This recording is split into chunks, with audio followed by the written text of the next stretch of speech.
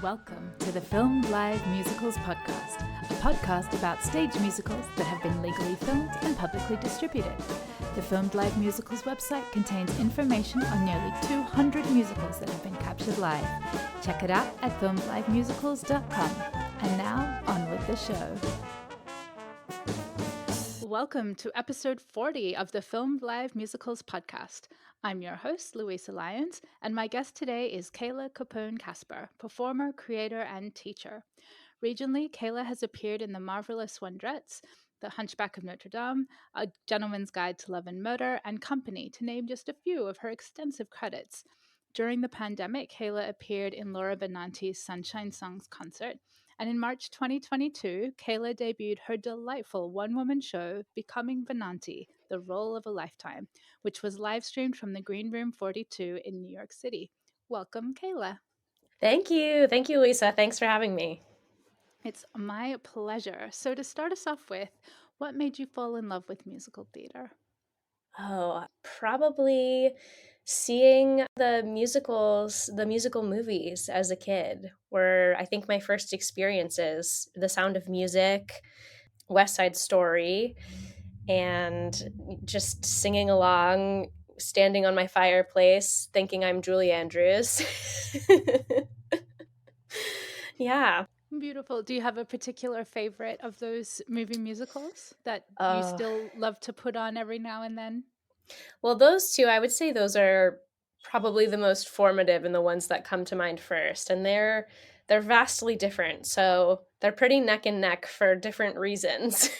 What Yeah. drew you? Obviously, Sound of Music, children singing in the beautiful Austrian Alps.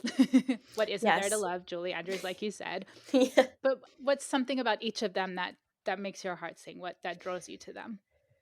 Well, I think The Sound of Music is that's the one I think of first, probably the first exposure or experience I had, and I remember it fondly being like a family affair, sitting with my family, watching it, and it usually airs around the holidays, which I'm not really sure why, but it does. So, yeah, just it makes me think of family and togetherness, and I think the music and the story all illustrate that and bring it together as well. So um it just reminds me of happy times from my childhood, and it still rings true. I still love it. I think the music and the story are still really relevant and just as beautiful today. Totally. And I really love the kind of idea that The Sound of Music, when it was first released, was like critically panned and didn't do as well as people had hoped, like as Rogers and Hammerstein. But it has become this staple because it was syndicated on television and it's been on VHS and DVD. And I think an anniversary just happened actually of Yeah. its release.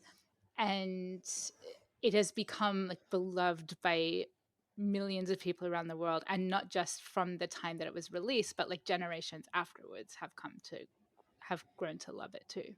Yeah, yeah, absolutely. And I just saw a theater nearby did a really wonderful production at the Fulton Theater in Lancaster. And it happening right now was so poignant with everything going on in Russia and Ukraine between those two.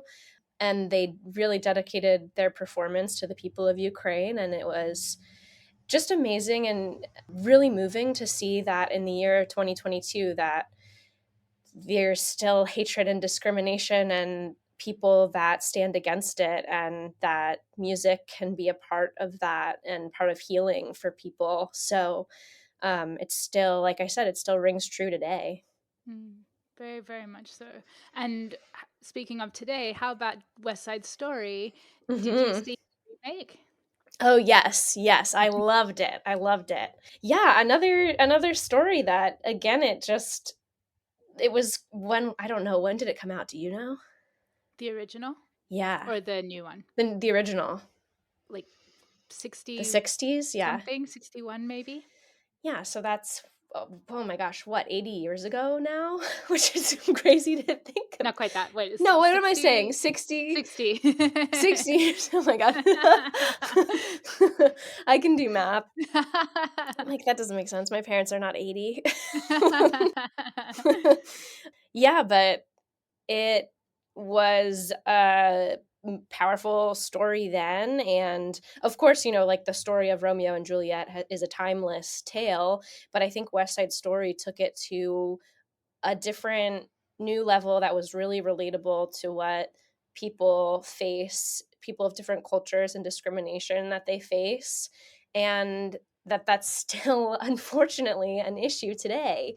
And to remake it and to tell it from the perspective of people today who are facing those issues is a beautiful thing. I mean, it's like I said, obviously that's awful that that's happening, but again, I think the music and the reclamation of things and the owning of their culture and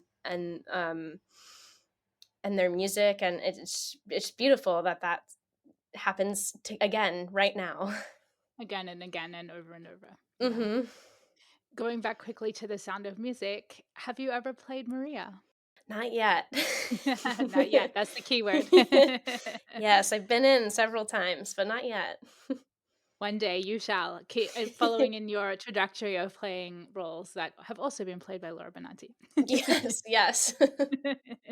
I'm curious if you grew up watching filmed live musicals, so not movie musicals, but films of live stage shows. Actually, Laura Benanti in Into the Woods was definitely one that I can remember watching. I don't know that I watched it when it first came out. Maybe I watched it in college. And also Gypsy, another another Laura Benanti. What year was that? 2008 revival. Um, I saw And that just and to clarify, are these sneaky bootlegs or pro shots? Because to um my knowledge, neither of those were actually filmed. oh really? I thought that Gypsy. I don't know. I honestly don't remember because it was years ago now that I've seen them, but um yeah, I don't remember. I need to dig into the Yeah, you would know better than me. dig deeply. I want to see Laura Benanti's Into the Woods. Yes, please. Mhm. Mhm. It's great. Oh my gosh. Oh, she plays Cinderella. Uh-huh. Glorious. Okay, I need to find that one out because I'm not aware of that one, if it's out there, so I need to add that to my list. Yeah, it might be a bootleg. I don't know. I don't remember. There's just so much content out there these days. Yes. God bless YouTube. And speaking of the interwebs, I would love to ask you about your journey to becoming a viral internet sensation on TikTok and Instagram. Gosh. Well, where to begin? I mean, really began with COVID happening, with everything shutting down. The internet and putting things out there online was always just a void of scariness to me, I guess, before. Um, and I think there was something about posting yourself singing that seemed cringy to me at the time when I was younger, and that I didn't want to do that because I was embarrassed. And so my own, being in my own head about it.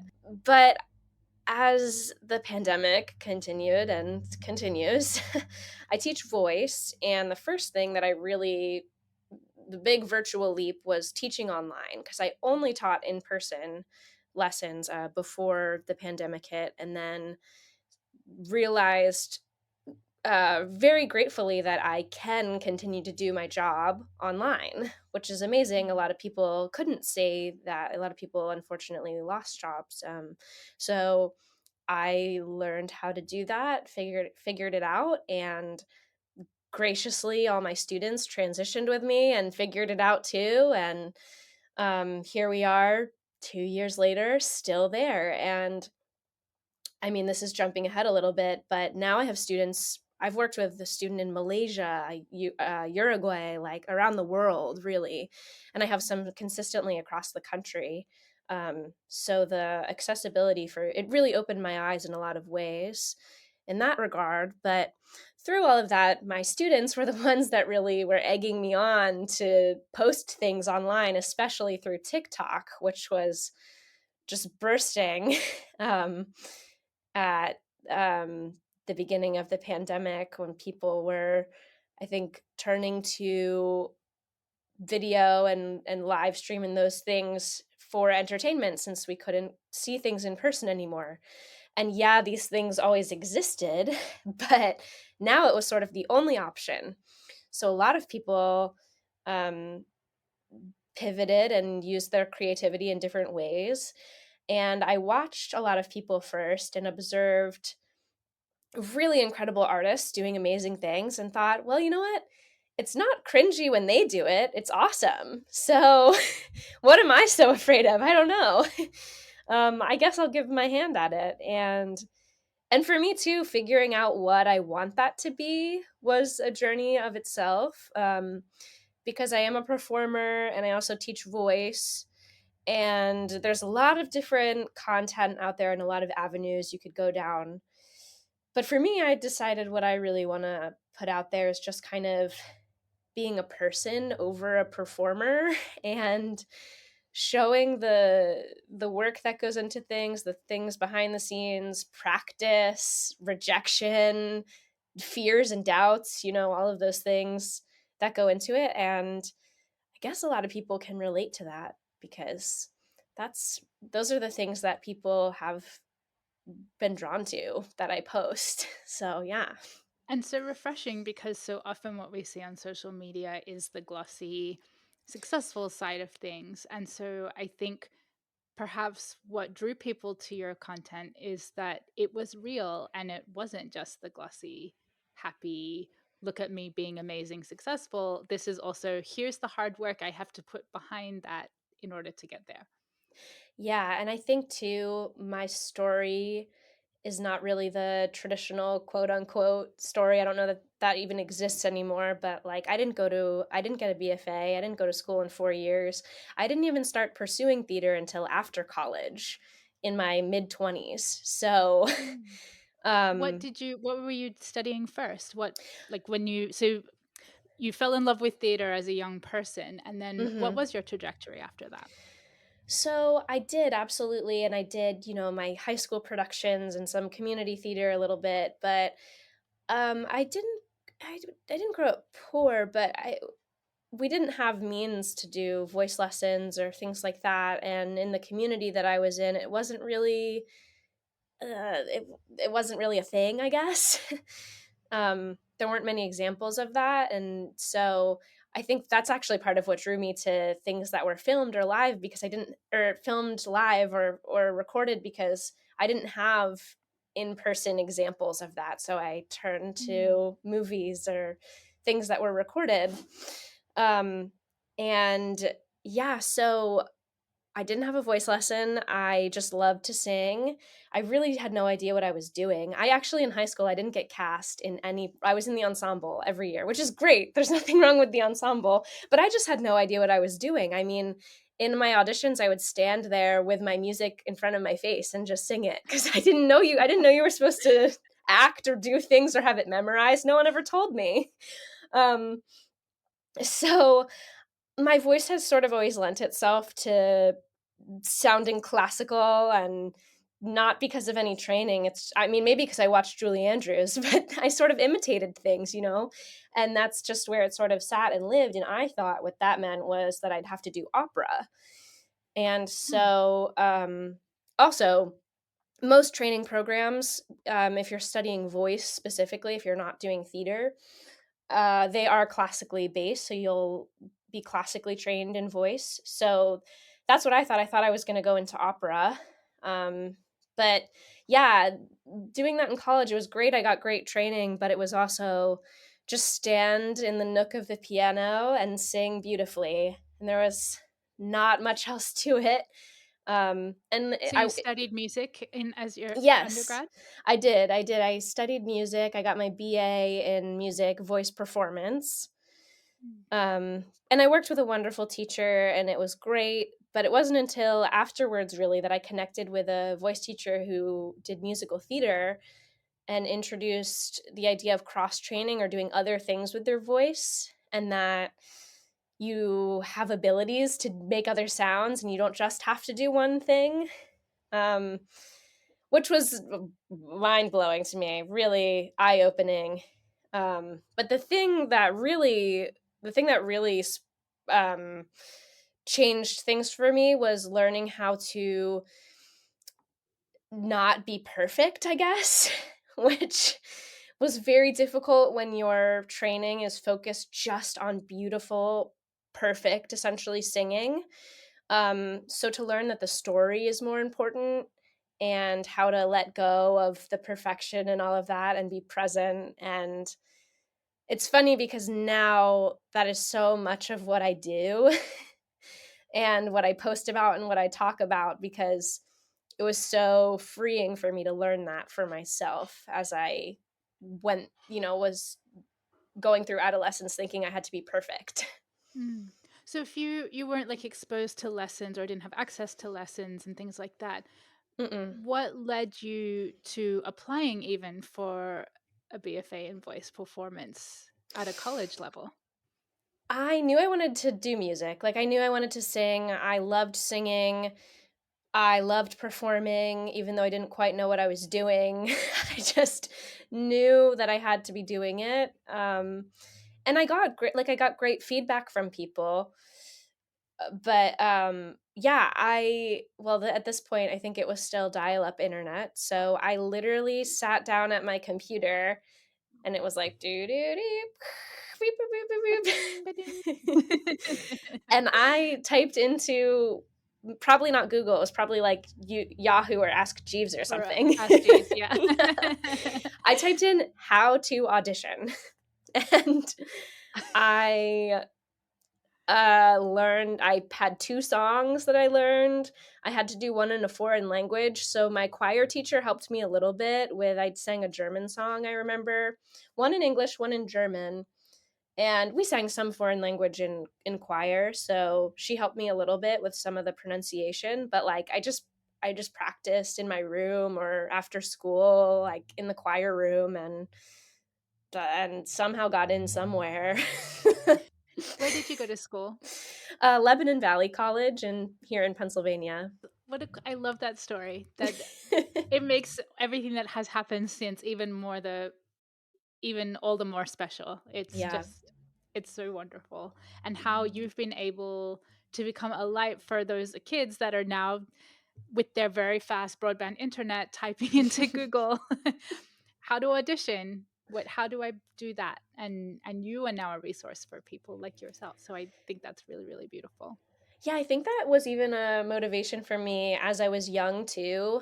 Like, I had the awareness of going through high school and seeing other, even people at other schools having other opportunities and thinking, man, I wish I had that. And part of it was thinking, I want to be that for other people. I want to be what I didn't have. Mm. So, yeah, I hope that in some way I can and I am. You absolutely are. What a glorious thing. And someone that in turn inspired you is, of course, Laura Benanti. When did she, and so I have two questions there. Yeah. When did you first realize that, oh my God, my doppelganger is a musical theater star? And secondly, when did she come into your life? Um, Probably high school. I think I maybe became first aware of her. And in high school, I wasn't like a big musical theater kid either. I also played basketball and like my family were very sports. And then I did theater. But I wasn't like a theater kid, you know? I wish I was, and I love all my students that are theater kids now and think it's embarrassing. I'm like, guys, it's not embarrassing. It's awesome. Own who um, you are. exactly, exactly. I wish I had owned it when I was younger. Um, but yeah, probably high school. And, I grew up in New Jersey and Lara's from New Jersey. So probably like hearing her name around and, seeing whatever she was in at the time. I was in high school around when Gypsy came out. So, or when she was in Gypsy. So that was probably one of the first things. And I loved Stephen Sondheim, I loved Into the Woods. So then seeing that she had done that, finding that, watching that, listening to that.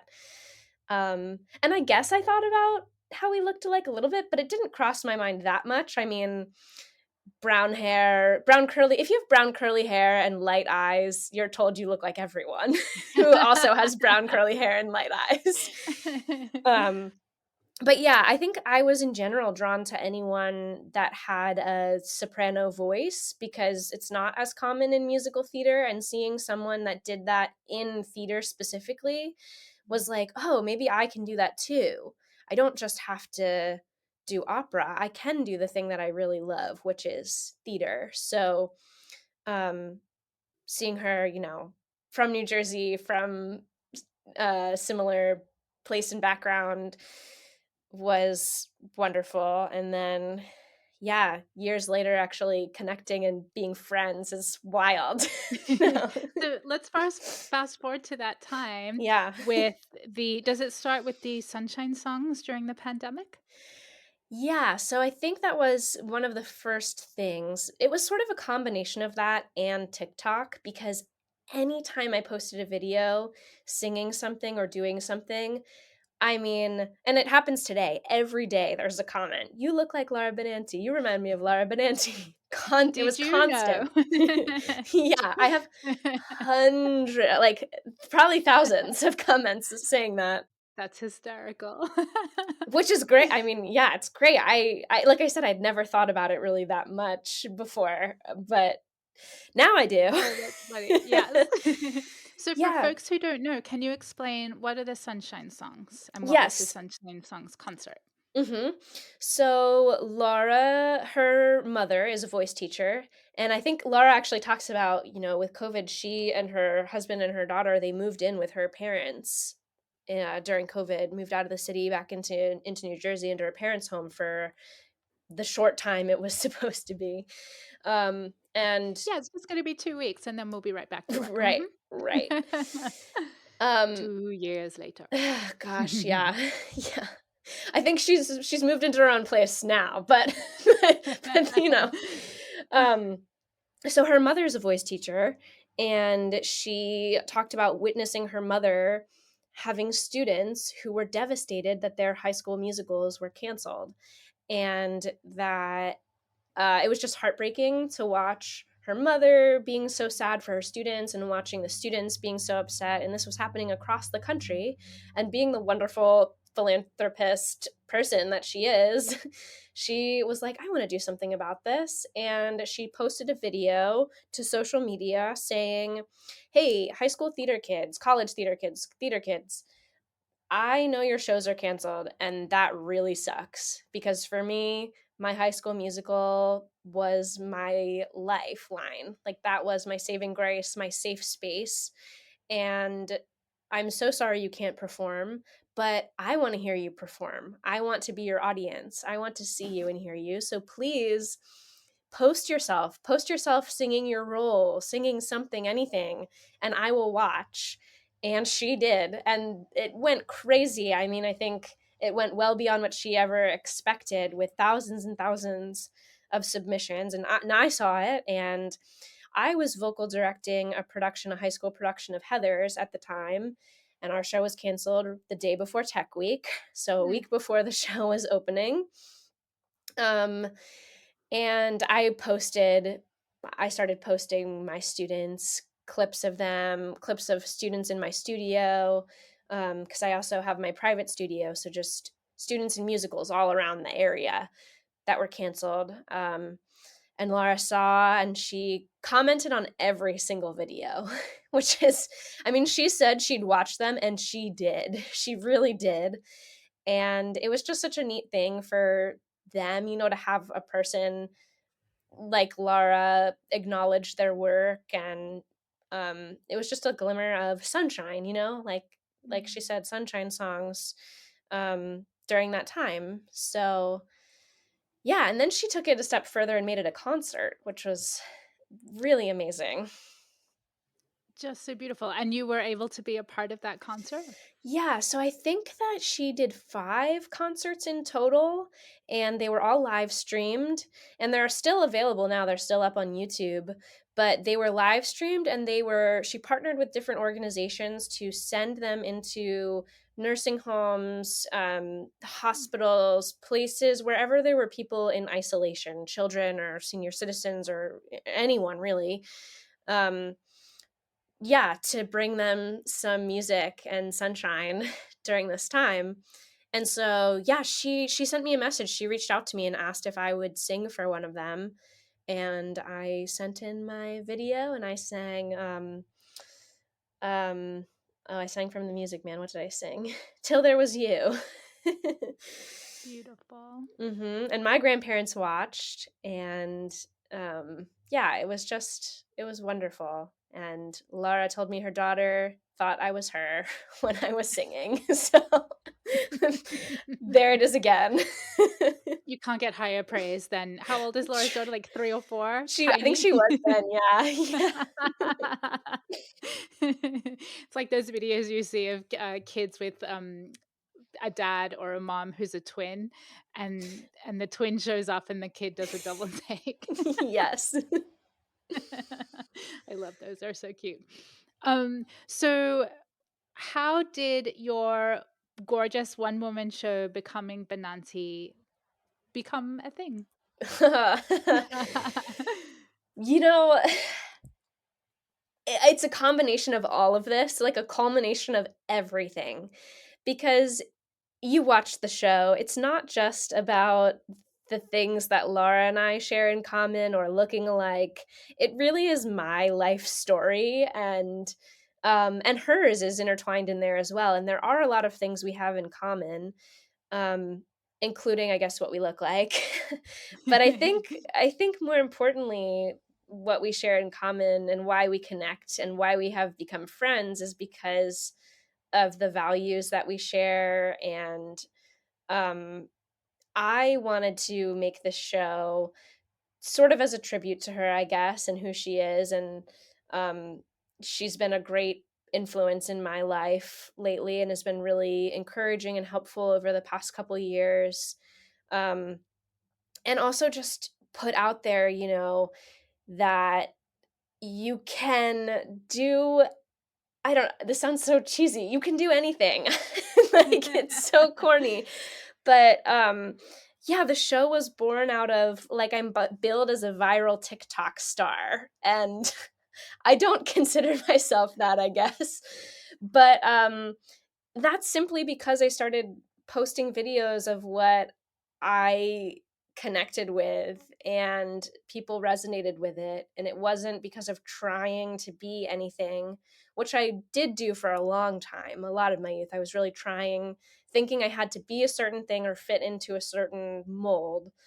And it wasn't until I stopped doing that and just started putting myself out there in the way that I want to, I guess, that this all came to be. And it was through, yeah, always being compared to her, which is such a honor to be compared to her, and all the things we have in common, and realizing this could be a thing, this could be a show. And then our friend Michael Kushner, who was the director of programming at the Green Room 42 at the time, reached out to me and said, "Hey, do you want to do a show?"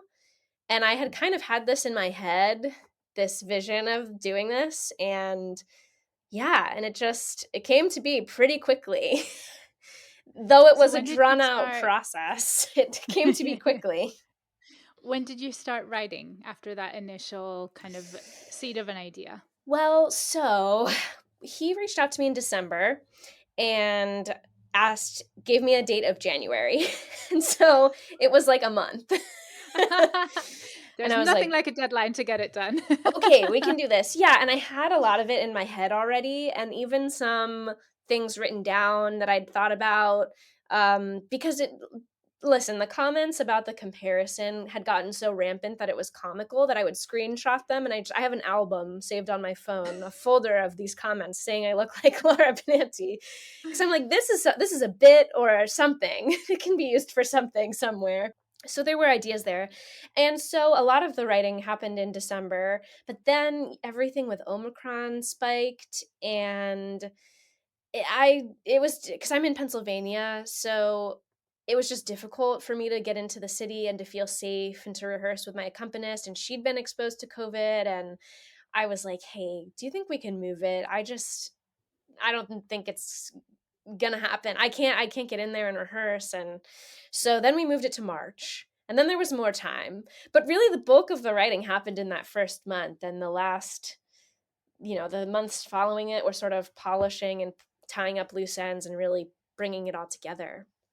And where did the wonderful idea for having the conceit of the show be an audition to play Laura Benanti? I don't know, somewhere in my head. Yeah, I just thought it would be funny to make the whole thing be an audition to play her. Cuz there's the roles she's played are things that I've either also played or want to play. There's just so much in common that I just thought it would be a fun idea for the show.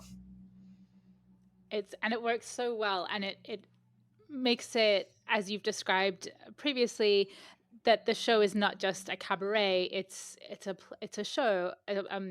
What's the word I'm looking for? It's a play, Yeah. a one woman play that Mhm. tells a story and has an arc. And yeah, it's not just a song and patter. Not that there's anything wrong with that, but Right. it elevates it to a different level. Yeah.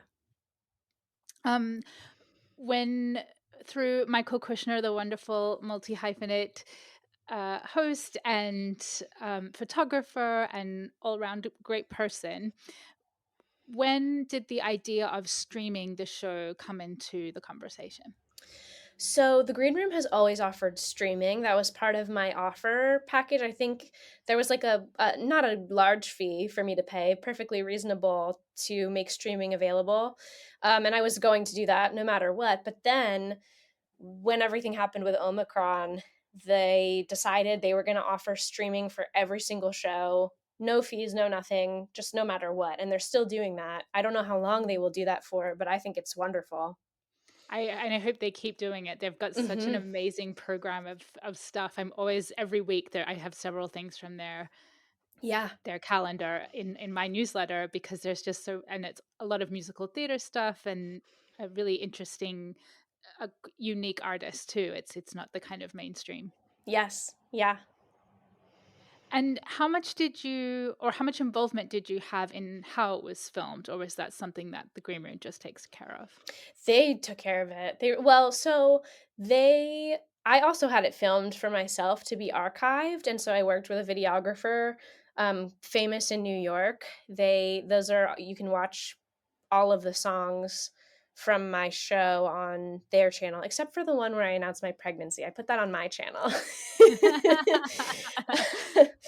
um, but she was really great to collaborate with for filming that for those clips. Sort of sent me questions beforehand if there was anything specific I wanted, and I let her know. I think my show was unique in the sense of having a lot of video in it, and my show was reviewed, and that was mentioned in the review that typically that's discouraged in a live show, but for what my show was, it made so much sense and it was necessary. So that was Mm. something that we had to talk about filming that and capturing the video and the audio of that. I think it worked really well for the live stream because it was all plugged in, but for this, nothing was plugged in. So we sort of overlaid things after the fact. But it took a Mhm. little collaboration.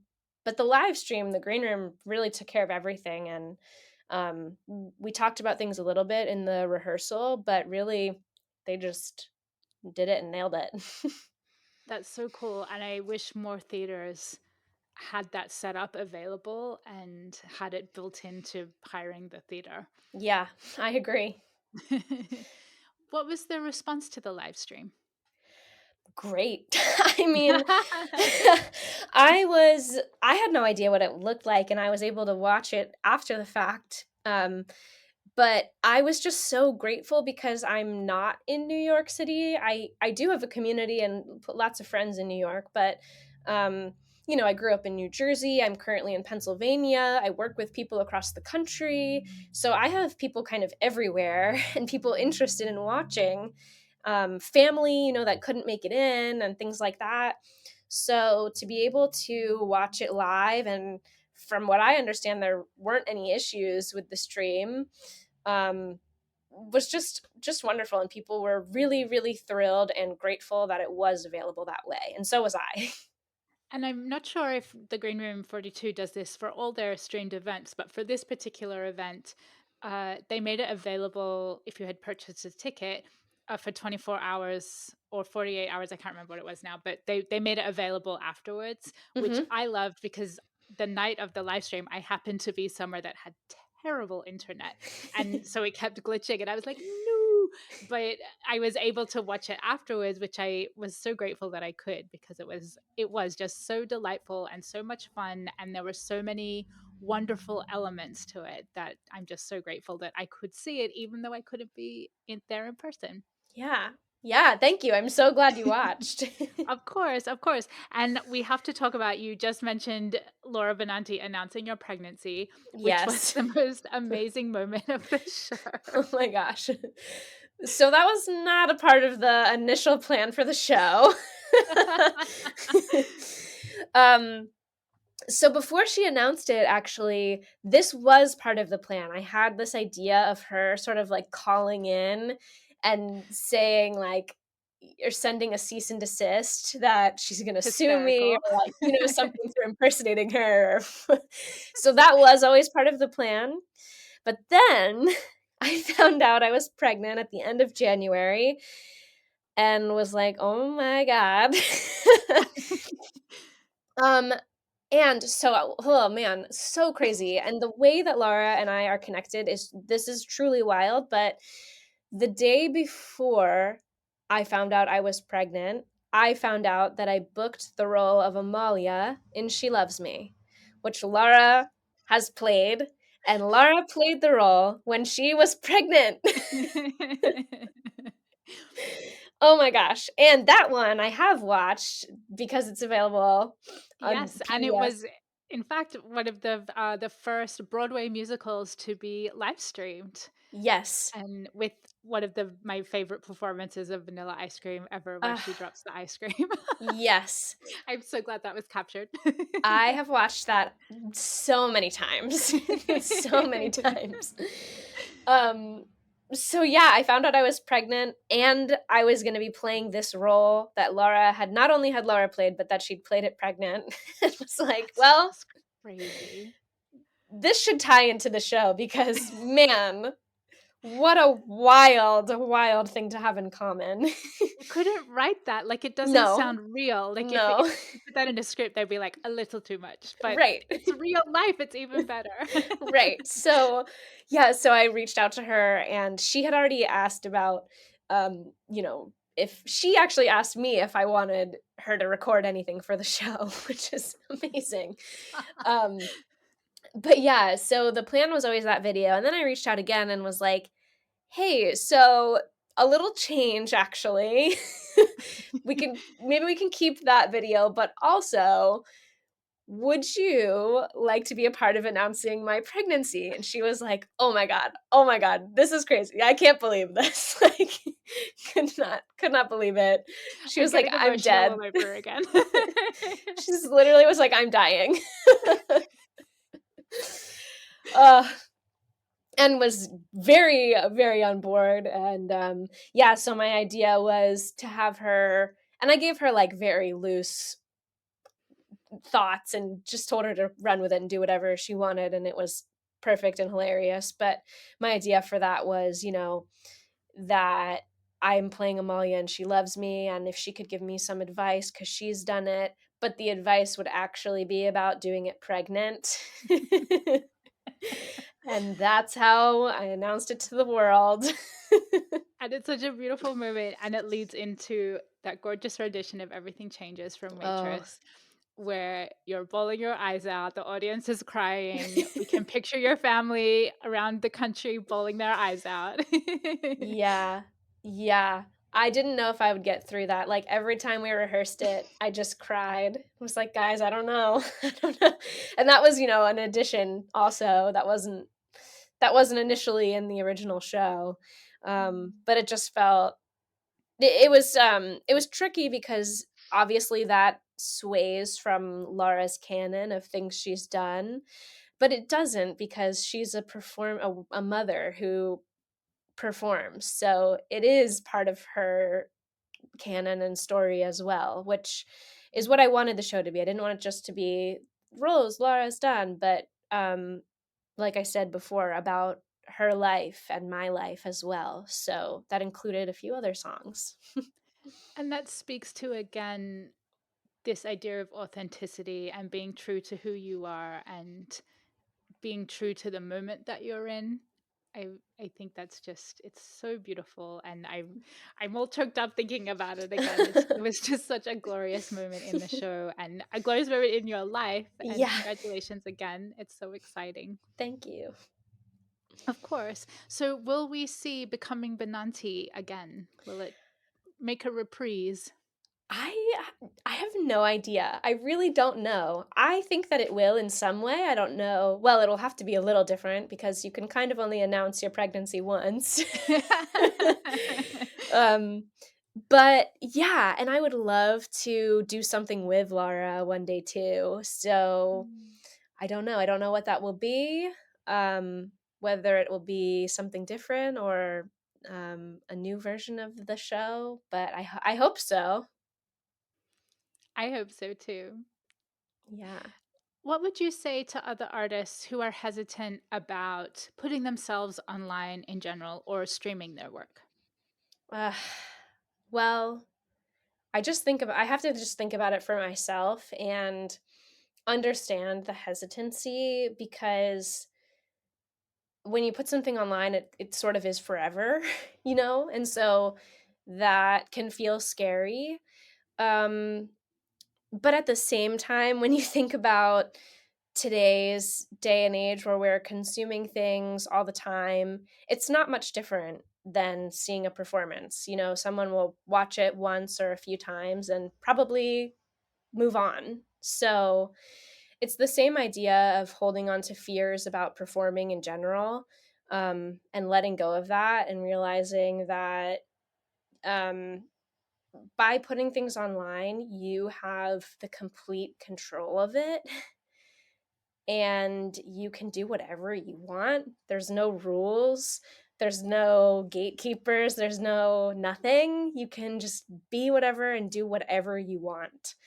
So go for it. What do you have to lose? I think it's an incredible thing. And you know what? There's always the delete button if you really if you really feel worried about it. But yeah, at some point you got to kind of take the leap and not be afraid of putting yourself out there. I think it's only beneficial in today's day and age. Wonderful advice. And who knows who you might be inspiring by sharing of yourself, Yeah. just as Laura had done for you and you were doing for so many people out there.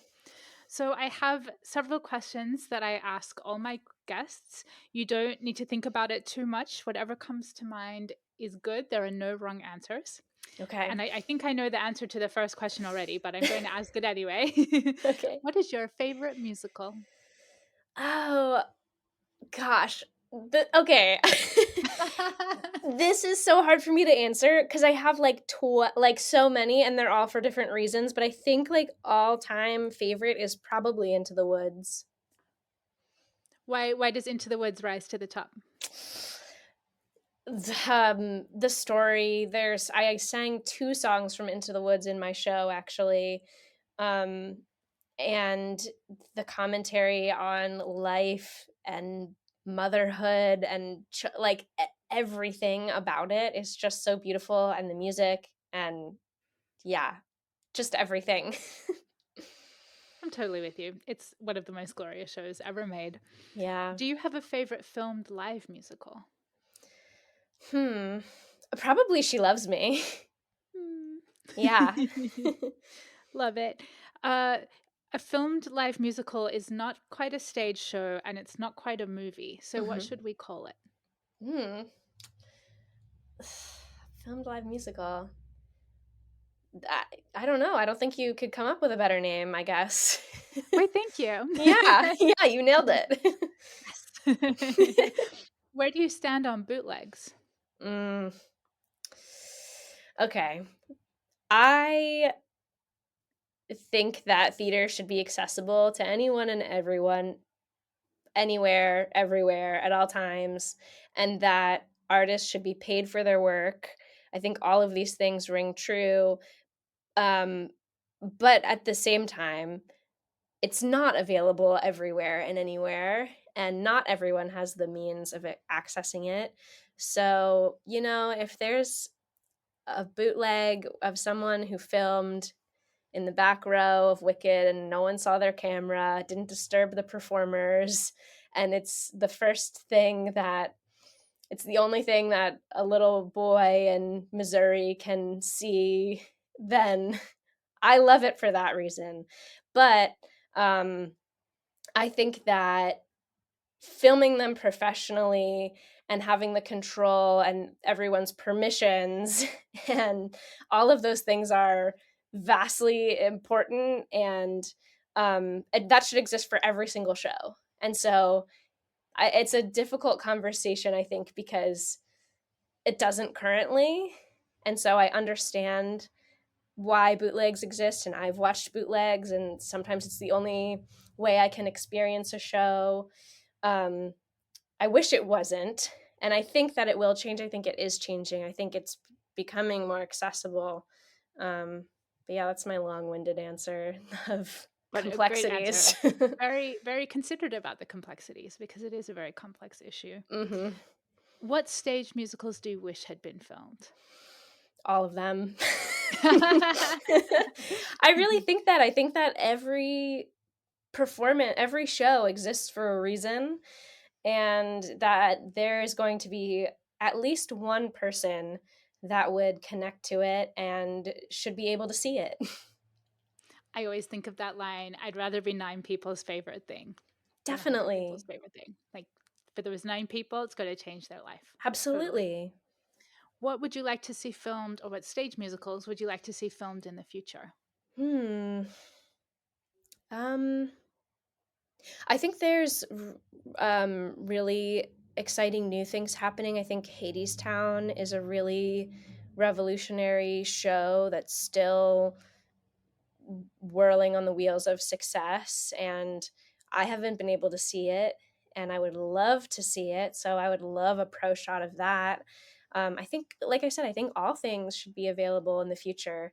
Like, look at Hamilton. They were so worried that people wouldn't want to see it now that it was filmed, and I'm certain that I don't have the results on hand, but like the ticket sales increased. People wanted to see it more after watching it filmed. They wanted to go in person and have that experience because it is a different experience. Yeah, absolutely. Preach. Where can we find you online? Oh, you can find me. My website is kaylacaponecasper.com. And then my social media, my Instagram and my TikTok are both at Kayla Capone Casper. Fabulous. And we will, of course, have links to all of those in the show notes. And I know you're in rehearsals right now for the gorgeous musical Once. Would you like to tell us a little bit about that and when that's happening? Yeah, we are. Oh my gosh, wrapping up the first week of rehearsal as we speak, actually. Um, we open April 22nd, and we run through the beginning of May. I think May 8th, I think. We'll put it in the description, right? Yes, And absolutely. that's at the Allenbury Playhouse in Pennsylvania. And yeah, oh my gosh, I wish that could be streamed because, man, what a beautiful show, and rehearsing it has been, we've really just been working on music the first week, and the first day brought a tear to my eye. Just the first chord of the ensemble playing together for the first time is just magical. Can you have a word with your production team. It's not allowed. It's not up to them even. It's yeah, The licensing the rights. music and rights. Yeah, I Yeah. wish. Okay, we got to get to Glenn Hansard and And Marquetta, hey, yeah, yeah. hey, buddy, hey, team. Yes. Let's please make this available for streaming because Mhm. so many authors have, so many playwrights and composers have made their work available. But I know it's a very complicated issue, but Mhm. we got to campaign to make it available. And Yeah. so you've got Once coming up, and then when is She Loves Me happening? So we close once on May 8th, and then I leave May 9th to go to Massachusetts to do She Loves Me. Our Oh first my rehearsal goodness. is the 10th. You are having a busy spring into summer. Yes, and that one, I think we open May 27th and run through June 4th. Amazing. And then Mhm. may I ask when your little human will be due? My little human, my baby boy, he is due October 1st. So we'll see if it's September or October. Very, very exciting. Maybe you could just squeeze in one more show before you. I've already had offers of some things, so I don't know. Ah! We'll It could be see. true. We'll see. Well, Kayla, thank you so much. This has just been so delightful, and I've really loved getting to know more about you and more of your story. And your warmth and your authenticity and who you are just shines through. And I'm so grateful for this time. Thank you. Thank you so much for having me. I love talking with you. The Filmed Live Musicals podcast is created and edited by your host, Louisa Lyons, with thanks to our wonderful patrons, Josh Brandon, Geraldine Brewer, Belinda Broido, Elliot Charles, Jillian Dos Santos, Rachel Esteban, Mercedes Esteban Lyons, Rusty Fox, David Jones, James T. Lane, Allison Matthews, Al Monaco, David Negrin, Amy Penn, Gerald Piper, Jesse Rabinowitz and Brenda Goodman, David and Catherine Rabinowitz, Joe Tillotson, and Beck Twist for financially supporting the site. FilmedLiveMusicals.com is the most comprehensive list of film stage musicals. You can follow us on Twitter, Facebook, and Instagram. If you would like early access to this very podcast, early access to site content, the full weekly newsletter with info on upcoming streams, and exclusive access to the streaming calendar, become a Filmed Live Musicals patron for as little as $3 a month. And if you're outside the US, you can sign up in your local currency. Visit FilmedLiveMusicals.com to learn more. If you like what you hear, please leave a review through the Rate This Podcast link in the show notes. I hope you enjoyed this episode, and thanks for listening.